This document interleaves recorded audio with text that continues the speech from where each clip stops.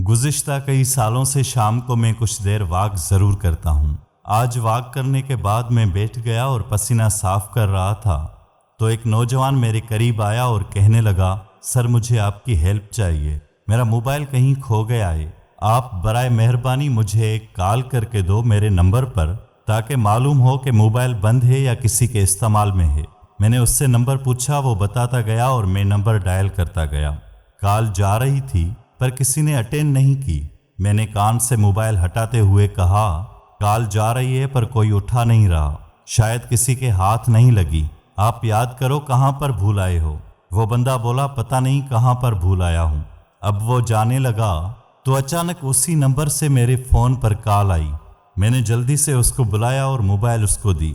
उसने call attend करके mobile कान पर रखा और हेलो वो बोलने लगा, पर शायद नेटवर्क प्रॉब्लम की वजह से उसको आवाज़ नहीं आ रही थी।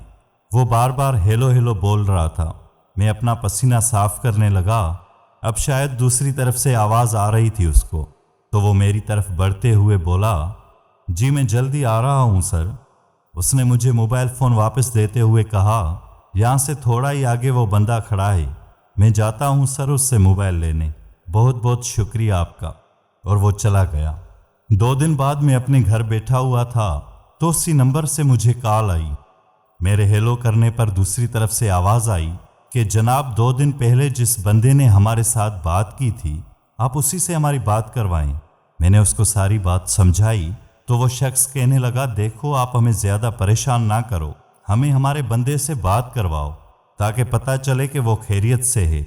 अगर उसको ज़रा सी भी तकलीफ़ पहुंची तो आपकी खैर नहीं। मुझे तो बहुत गुस्सा आ रहा था, पर अब जो उस बंदे ने अल्फाज इस्तेमाल किया मैं सुनकर दंग रह गया। उसने कहा, तुमने हमारे भाई को अगवा किया है, हम तुमको देख लेंगे। और फिर उसने फ़ौरन कॉल काट दी। मैं हैरान हो गया कि ये क्या माजरा है। 1 घंटे के बाद घर के दरवाजे पर ज़ोर से दस्तक होने लगी और साथ में बेल भी बजने लगा। मैंने दरवाज़ा खोला तो सामने एक बंदा खड़ा था। उसने पूछा, आप मिर्ज़ाक हो? मेरे हाँ कहने पर वो बोला, देखो खुदा के वास्ते आप हमारे भाई को छोड़ दो, हम गरीब लोग हैं, हमारे पास 50 लाख कहाँ से आए जो आपको देंगे। मैंने गुस्से भरे लहजे में कहा, क्या बकवास कर रहे हो, कौन भाई और कैसे पैसे, तुमसे कोई गलतफहमी हुई है, चले जाओ यहाँ से। उसने कहा, उस दिन आपने जो मेरे भाई को अपने नंबर से बात करवाई थी, उसने बताया था कि तुमने उसको अगवा किया है और 50 लाख मांग रहे हो। मैंने जल्दी से कहा, ऐसा कुछ नहीं हुआ था, उस बंदे का मोबाइल गुम हो गया था और उसने मुझे रिक्वेस्ट की थी कि कॉल करके दो ताकि मुझे मोबाइल का पता चल सके कि वो कहाँ पर है। वो गुस्से में बात करने लगा, जनाब मेरे भाई की कॉल रिकॉर्ड की हुई है, आप खुद सुन लो, क्या बोल रहा है वो। उसने मुझे आवाज़ सुनाई तो मेरे कदमों के नीचे ज़मीन निकल गई।